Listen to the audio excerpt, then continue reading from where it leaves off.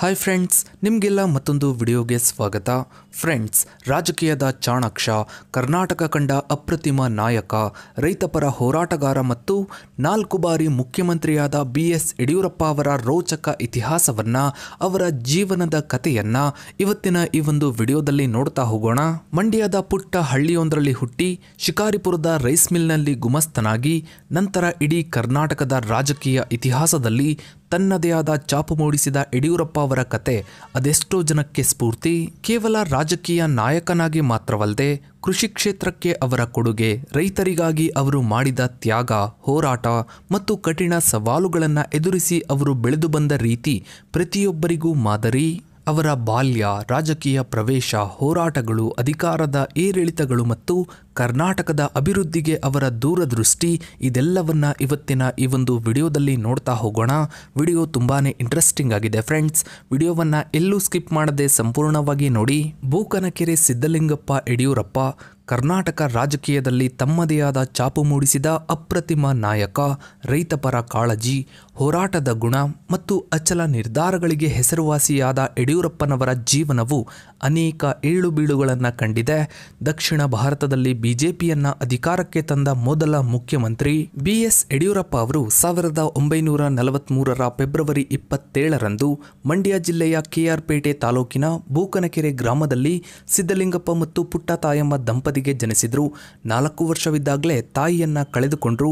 ಮಂಡ್ಯದ ಕಾಲೇಜಿನಲ್ಲಿ ಪದವಿ ಪೂರ್ವ ಶಿಕ್ಷಣವನ್ನ ಪೂರೈಸಿದ್ರು. ನಂತರ 1965ರಲ್ಲಿ ಸಮಾಜ ಕಲ್ಯಾಣ ಇಲಾಖೆಯಲ್ಲಿ ಪ್ರಥಮ ದರ್ಜೆ ಗುಮಸ್ತರಾಗಿ ವೃತ್ತಿ ಜೀವನವನ್ನ ಆರಂಭಿಸಿದ್ರು.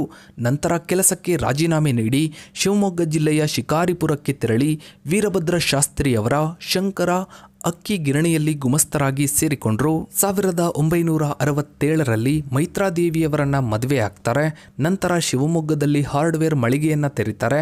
ಇವರಿಗೆ BY ರಾಘವೇಂದ್ರ, BY ವಿಜಯೇಂದ್ರ ಎಂಬ 2 ಪುತ್ರರು ಮತ್ತು ಅರುಣಾದೇವಿ, ಪದ್ಮಾವತಿ, ಉಮಾದೇವಿ ಎಂಬ 3 ಪುತ್ರಿಯರಿದ್ದಾರೆ. ಕಾಲೇಜು ದಿನಗಳಿಂದಲೇ ರಾಷ್ಟ್ರೀಯ ಸ್ವಯಂ ಸೇವಕ ಸಂಘ ಅಂದರೆ RSSನೊಂದಿಗೆ ನಂಟು ಹೊಂದಿದ್ದ ಯಡಿಯೂರಪ್ಪನವರು 1970ರಲ್ಲಿ RSSನ ಶಿಕಾರಿಪುರ ಘಟಕದ ಕಾರ್ಯವಾಹಕರಾಗಿ ನೇಮಕಗೊಳ್ಳುವ ಮೂಲಕ ಸಾರ್ವಜನಿಕ ಜೀವನಕ್ಕೆ ಪ್ರವೇಶಿಸಿದರು. ನಂತರ ಜನಸಂಘದ ಶಿಕಾರಿಪುರ ತಾಲೂಕು ಅಧ್ಯಕ್ಷರಾಗಿ ನೇಮಕಗೊಂಡರು. ನಂತರ 1972ರಲ್ಲಿ ಯಡಿಯೂರಪ್ಪ ಅವರು ಶಿಕಾರಿಪುರ ನಗರ ಪಂಚಾಯಿತಿಗೆ ಚುನಾಯಿತರಾದರು. ಇದು ಅವರ ರಾಜಕೀಯ ಜೀವನದ ಮತ್ತೊಂದು ಪ್ರಮುಖ ಮೈಲುಗಲ್ಲು. ನಗರ ಪಂಚಾಯಿತಿ ಸದಸ್ಯರಾಗಿ ಆಯ್ಕೆಯಾದ ನಂತರ ಅವರು ಸ್ಥಳೀಯ ಮಟ್ಟದಲ್ಲಿ ಜನರ ಸಮಸ್ಯೆಗಳಿಗೆ ಸ್ಪಂದಿಸಲು ಮತ್ತು ಸಾರ್ವಜನಿಕ ಸೇವೆ ಮಾಡಲು ಅವಕಾಶ ಪಡೆದರು. ಇದು ನಂತರದ ದಿನಗಳಲ್ಲಿ ಅವರ ದೊಡ್ಡ ರಾಜಕೀಯ ಬೆಳವಣಿಗೆಗೆ ಬುನಾದಿಯಾಯಿತು. ನಂತರ 1975ರಲ್ಲಿ ಇಂದಿರಾ ಗಾಂಧಿ ಸರ್ಕಾರ ವಿಧಿಸಿದ ತುರ್ತು ಪರಿಸ್ಥಿತಿಯ ವಿರುದ್ಧ ಯಡಿಯೂರಪ್ಪ ಅವರು ಹೋರಾಟದಲ್ಲಿ ಸಕ್ರಿಯವಾಗಿ ಭಾಗವಹಿಸಿದರು. ಈ ಹೋರಾಟದ ಪರಿಣಾಮವಾಗಿ ಅವರನ್ನ ಬಂಧಿಸಿ ಬಳ್ಳಾರಿ ಮತ್ತು ಶಿವಮೊಗ್ಗ ಜೈಲುಗಳಲ್ಲಿ ಸುಮಾರು 45 ದಿನಗಳ ಕಾಲ ಬಂಧಿಸಿಡಲಾಯಿತು. ಇದು ಅವರ ಹೋರಾಟದ ಗುಣ ಮತ್ತು ತುರ್ತು ಪರಿಸ್ಥಿತಿ ವಿರುದ್ಧದ ಬದ್ಧತೆಯನ್ನ ತೋರಿಸುತ್ತೆ. ಇದು ಅವರ ರಾಜಕೀಯ ಜೀವನದಲ್ಲಿ ಒಂದು ಮಹತ್ವದ ಘಟ್ಟವಾಗಿದೆ. ಅನೇಕ ರಾಜಕೀಯ ನಾಯಕರಂತೆ ಯಡಿಯೂರಪ್ಪ ಅವರು ಆ ಕರಾಳ ಅವಧಿಯಲ್ಲಿ ಜೈಲನ್ನ ಅನುಭವಿಸಿದರು. ನಂತರ 1977ರಲ್ಲಿ ಯಡಿಯೂರಪ್ಪ ಅವರು ಶಿಕಾರಿಪುರ ಪುರಸಭೆಯ ಅಧ್ಯಕ್ಷರಾಗಿ ಆಯ್ಕೆಯಾದರು. ಇದು ಸ್ಥಳೀಯ ಆಡಳಿತದಲ್ಲಿ ಅವರ ನಾಯಕತ್ವದ ಗುಣಗಳನ್ನು ಮತ್ತಷ್ಟು ಬಲಪಡಿಸಿತು ಮತ್ತು ಸಾರ್ವಜನಿಕ ಜೀವನದಲ್ಲಿ ಅವರ ಸ್ಥಾನಮಾನವನ್ನು ಹೆಚ್ಚಿಸಿತು. ನಗರ ಪಂಚಾಯಿತಿಯಿಂದ ಪುರಸಭೆ ಅಧ್ಯಕ್ಷ ಸ್ಥಾನಕ್ಕೇರಿದ ಯಡಿಯೂರಪ್ಪ ಅವರ ರಾಜಕೀಯ ಏಣಿಯಲ್ಲಿ ಇದೊಂದು ಮಹತ್ವದ ಹೆಜ್ಜೆಯಾಗಿತ್ತು. ನಂತರ 1980ರಲ್ಲಿ ಯಡಿಯೂರಪ್ಪ ಅವರು ಬಿಜೆಪಿ ಪಕ್ಷದ ಶಿಕಾರಿಪುರ ತಾಲೂಕು ಘಟಕದ ಅಧ್ಯಕ್ಷರಾಗಿ ಆಯ್ಕೆಯಾದರು.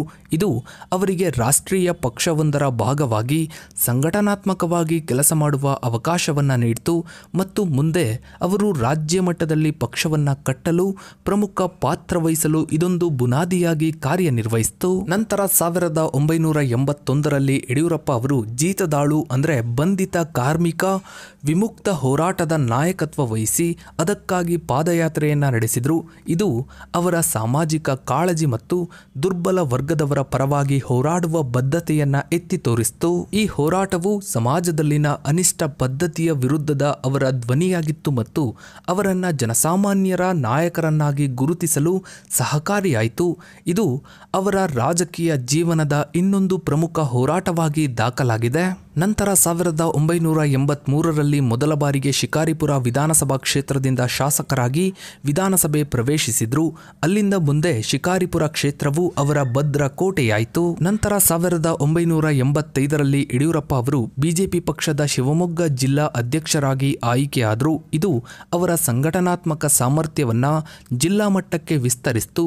ತಾಲೂಕು ಅಧ್ಯಕ್ಷರಾಗಿ ಕಾರ್ಯನಿರ್ವಹಿಸಿದ ನಂತರ ಜಿಲ್ಲಾ ಮಟ್ಟದ ನಾಯಕತ್ವ ವಹಿಸಿದ್ದು ರಾಜ್ಯ ರಾಜಕೀಯದಲ್ಲಿ ಅವರ ಸ್ಥಾನಮಾನವನ್ನು ಮತ್ತಷ್ಟು ಬಲಪಡಿಸಿತು ಮತ್ತು ಪಕ್ಷವನ್ನು ದೊಡ್ಡ ಮಟ್ಟದಲ್ಲಿ ಸಂಘಟಿಸಲು ನೆರವಾಯಿತು. ನಂತರ 1988ರಲ್ಲಿ ಯಡಿಯೂರಪ್ಪ ಅವರು ಕರ್ನಾಟಕ ರಾಜ್ಯದ ಬಿಜೆಪಿ ಪಕ್ಷದ ರಾಜ್ಯಾಧ್ಯಕ್ಷರಾಗಿ ಅಧಿಕಾರವನ್ನು ಸ್ವೀಕರಿಸಿದರು. ಇದು ಅವರ ರಾಜಕೀಯ ಜೀವನದ ಮಹತ್ವದ ತಿರುವು. ಈ ಅವಧಿಯಲ್ಲಿ ಅವರು ರಾಜ್ಯದಲ್ಲಿ ಬಿಜೆಪಿಯನ್ನು ತೆಳಮಟ್ಟದಿಂದ ಬಲಪಡಿಸಲು ಮತ್ತು ಸಂಘಟಿಸಲು ಅಗಾಧ ಪಾತ್ರ ವಹಿಸಿದರು. ಅವರ ನಾಯಕತ್ವದಲ್ಲಿ ಪಕ್ಷವು ರಾಜ್ಯದ ಮೂಲೆ ಮೂಲೆಗೂ ತಲುಪಲು ಪ್ರಾರಂಭಿಸಿತು. ಅವರ ಈ ಅವಧಿಯ ಪ್ರಮುಖ ಕಾರ್ಯಕ್ರಮಗಳಲ್ಲಿ ಬಸವ ಕಲ್ಯಾಣದಿಂದ ಬೆಂಗಳೂರುವರೆಗೆ ಮತ್ತು ಬನವಾಸಿಯಿಂದ ಬೆಂಗಳೂರುವರೆಗೆ ನಡೆಸಿದ ಬೃಹತ್ ರೈತ ಜಾಥಾಗಳು ಬಹಳ ಗಮನ ಸೆಳೆದವು. ಈ ರೈತ ಜಾಥಾಗಳು ರೈತರ ಸಮಸ್ಯೆಗಳನ್ನು ಸರ್ಕಾರದ ಗಮನಕ್ಕೆ ತರುವಲ್ಲಿ ಮತ್ತು ಬಿಜೆಪಿಯನ್ನ ರೈತಪರ ಪಕ್ಷವಾಗಿ ಗುರುತಿಸುವಲ್ಲಿ ಪ್ರಮುಖ ಪಾತ್ರ ವಹಿಸಿದ್ವು. ಈ ಮೂಲಕ ಅವರು ರಾಜ್ಯ ರಾಜಕೀಯದಲ್ಲಿ ಒಬ್ಬ ಪ್ರಬಲ ಮತ್ತು ಜನಪ್ರಿಯ ನಾಯಕರಾಗಿ ಹೊರಹೊಮ್ಮಿದ್ರು.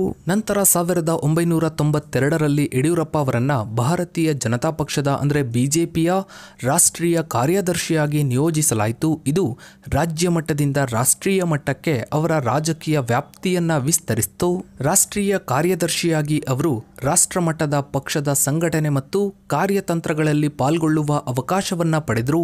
ಇದು ಅವರ ರಾಜಕೀಯ ಅನುಭವ ಮತ್ತು ಪ್ರಭಾವವನ್ನ ಮತ್ತಷ್ಟು ಹೆಚ್ಚಿಸಿತು. ನಂತರ 1994ರಲ್ಲಿ ಯಡಿಯೂರಪ್ಪ ಅವರು ಕರ್ನಾಟಕ ವಿಧಾನಸಭೆಯಲ್ಲಿ ಪ್ರತಿಪಕ್ಷ ನಾಯಕರಾಗಿ ಆಯ್ಕೆಯಾದರು.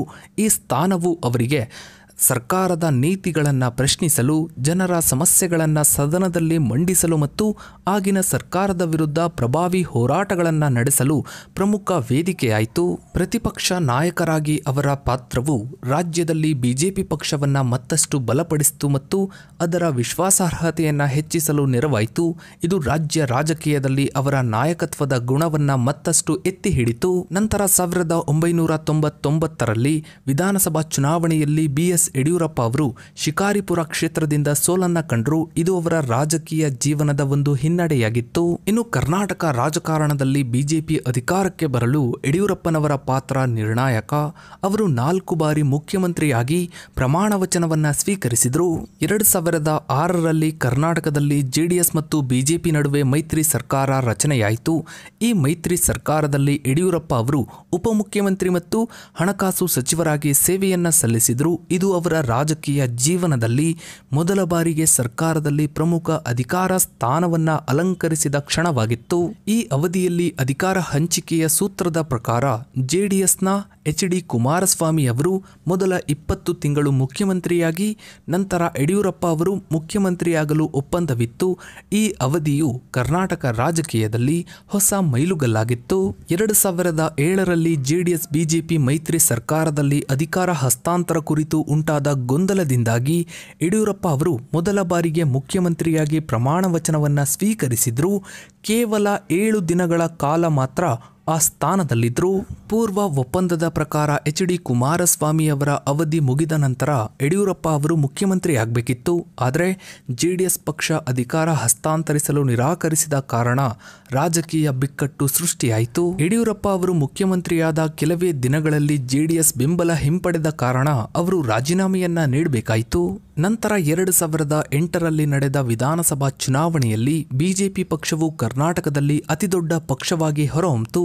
ಇದರ ಪರಿಣಾಮವಾಗಿ ಮುಖ್ಯಮಂತ್ರಿಯಾಗಿ ಮೇ 30, 2008ರಂದು ಯಡಿಯೂರಪ್ಪ ಅವರು ಎರಡನೇ ಬಾರಿಗೆ ಮತ್ತು ಪೂರ್ಣ ಪ್ರಮಾಣದಲ್ಲಿ ಕರ್ನಾಟಕದ ಮುಖ್ಯಮಂತ್ರಿಯಾಗಿ ಅಧಿಕಾರವನ್ನ ಸ್ವೀಕರಿಸಿದರು. ಇದು ಭಾರತೀಯ ರಾಜಕೀಯ ಇತಿಹಾಸದಲ್ಲಿ ಒಂದು ಐತಿಹಾಸಿಕ ಕ್ಷಣವಾಗಿತ್ತು.